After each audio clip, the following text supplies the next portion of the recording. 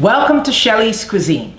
Today we are going to make Thai Basil Salmon. And what's good about this is, since it's Thai, we know there's basil and we know there's coconut. Yes, we will be putting coconut milk in. Anyway, this is a dish that when I have a big barbecue, yes, I said barbecue, outside, I do make this for the folks that eat seafood and only seafood. So anyway, let's get started. So I have taken about 3/4 pound of salmon, no skin, and I have cut it up into cubes, okay? And for those of you, I used the Costco salmon individually wrapped. So I used about 2 of them, and that gave me 3/4 pound. I actually weighed it. So anyway, we're gonna season it.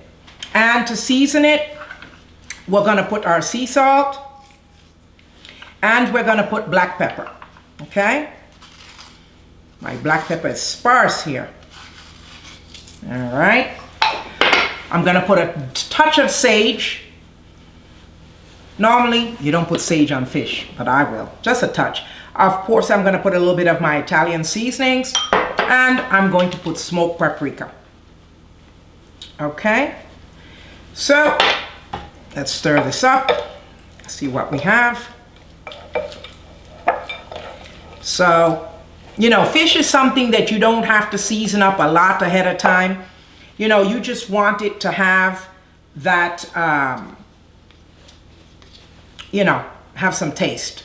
So, okay, so my salmon is seasoned, and the next thing I'm going to do is make a paste.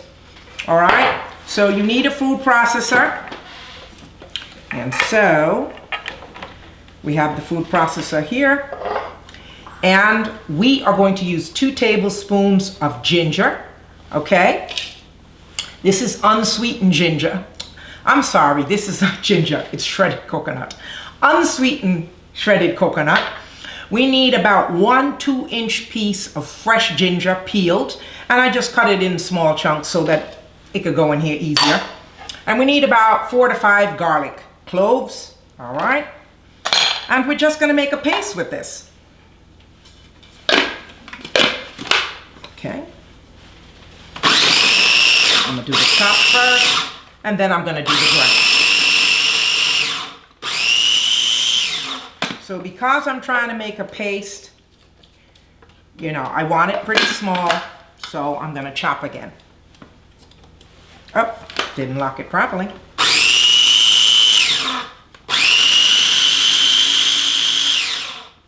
Okay, so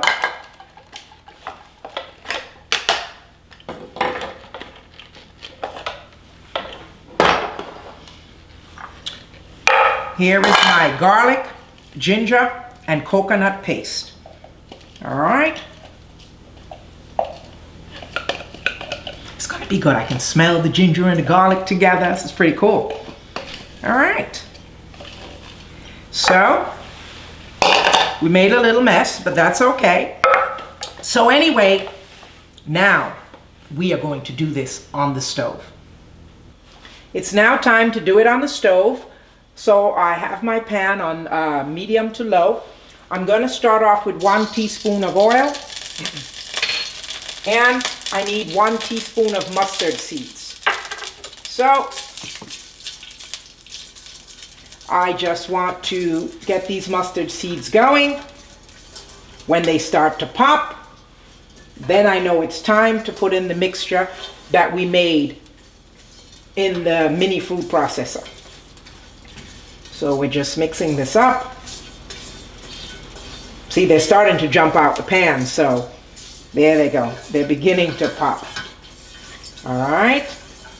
So I am now going to add the mixture we made. That was the mixture of ginger, garlic, and coconut. And we're going to mix this. Oh, this is really fragrant. With our mustard seeds. Okay. And now that I have that mixed, I want to make sure it's really medium low. I am going to add fire roasted potatoes. It's good to get the garlic brand, but I'm going to add most of it. But I'm going to leave a little bit for later so I could put it in my stuff. So again, we're going to mix this up. This is pretty simple to make. All you have to do is just get the ingredients ahead of time. Okay, so now that I have that, okay, so 1 cup low sodium chicken broth. So listen, if you don't have low sodium chicken broth and you have regular chicken broth, then use the regular one, but be careful when you salt it. That's why you're supposed to use low sodium, so it's not salty. Okay, and so now I need the coconut milk. This is half a cup of coconut milk. If you want to watch what you're doing, you can use light. So we are going to mix this up. And then we are going to bring this, actually,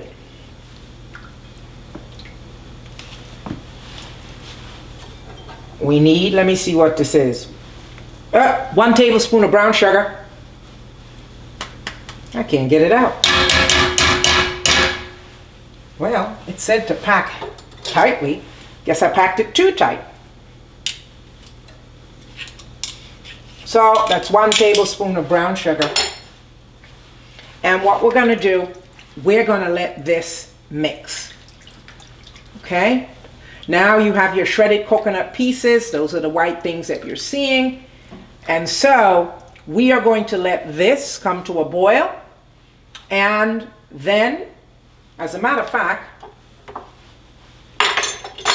I think we should taste it and see how we're doing with the salt. Wow, it doesn't need any. That's because I'm not using low sodium.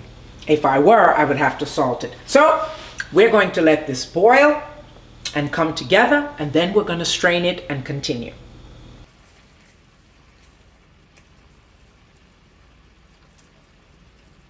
I had my sauce going for about 5 minutes, and now I've tasted it. It tastes great. It's time for me to strain it.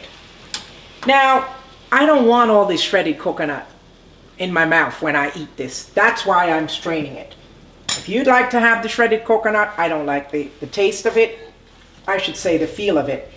So I've got a strainer, and I don't want all those tomatoes in it at this point. So what I'm going to do is just strain it. Very simple. Just get all the juice out.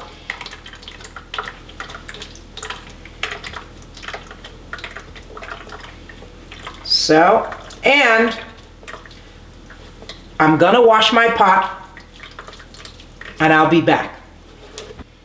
My pan is clean. You do not have to clean the pan. You can continue. But I had some shreds of coconut in it and I don't want that. So here's my liquid. Whoa. Guess I had my fire too high. All right. So we have our sauce, and now I am going to put some of the tomatoes that I left back. So I do want a little bit of the tomatoes, you know. I just don't want all of them. So it's okay for me to have a little bit. So I'd say I probably left back about 1/4 cup or something like that. So, you know, that's good.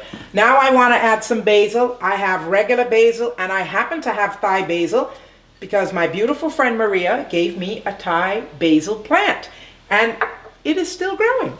So here's our basil, and now we're going to add our salmon.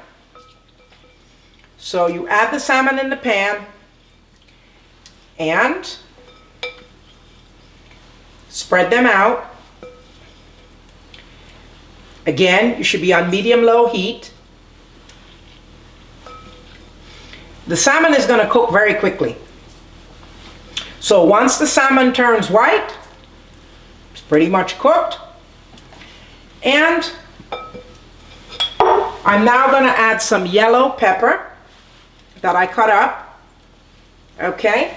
And I'm going to let the salmon cook, and then I'm going to top it off with cilantro.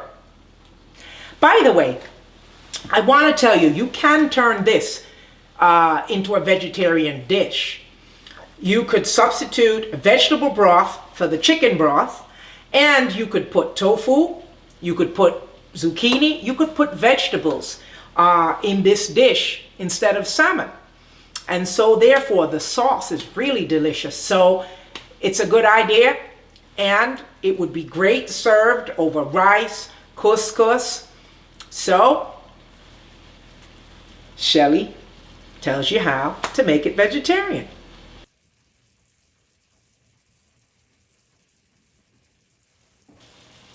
Our Thai basil salmon is finished. Now we have to top it off with cilantro. You would use fresh cilantro, but I don't have any fresh cilantro right now. So, as per my cilantro blog, you can use frozen cilantro if you cut it up when it's fresh. So, well guys, guess what? That is the end of that. I guess that's not going to work. Let me do it this way. Made a mess.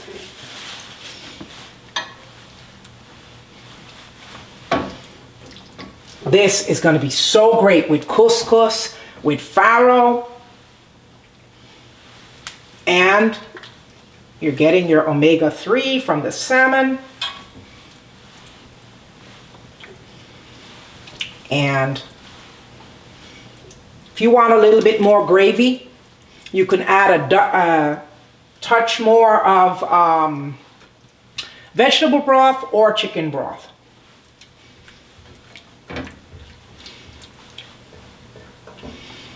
That's nice. You get all that creamy salmon.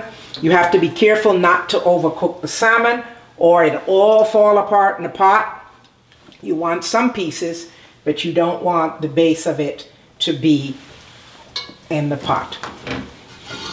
Okay. All right.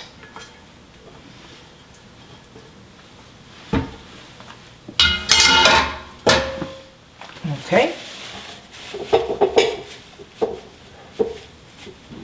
So, yep.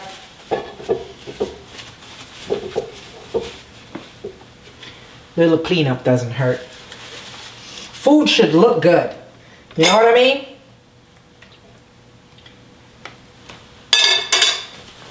And so, this is our Thai basil salmon. Okay, so it is time for me to taste.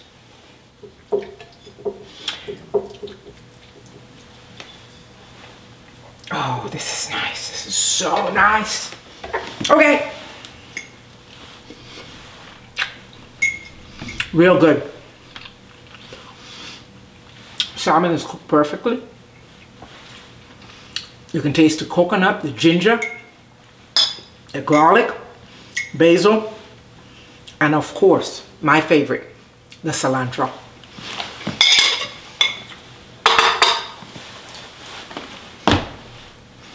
Thank you for making Thai basil salmon with us today. Don't forget, I will post the vegetarian version of this dish. So for the vegetarians, my vegetarian twisters, you will be able to make this sauce and just have vegetables instead and enjoy. So, tune in next week to find out what we will twist next.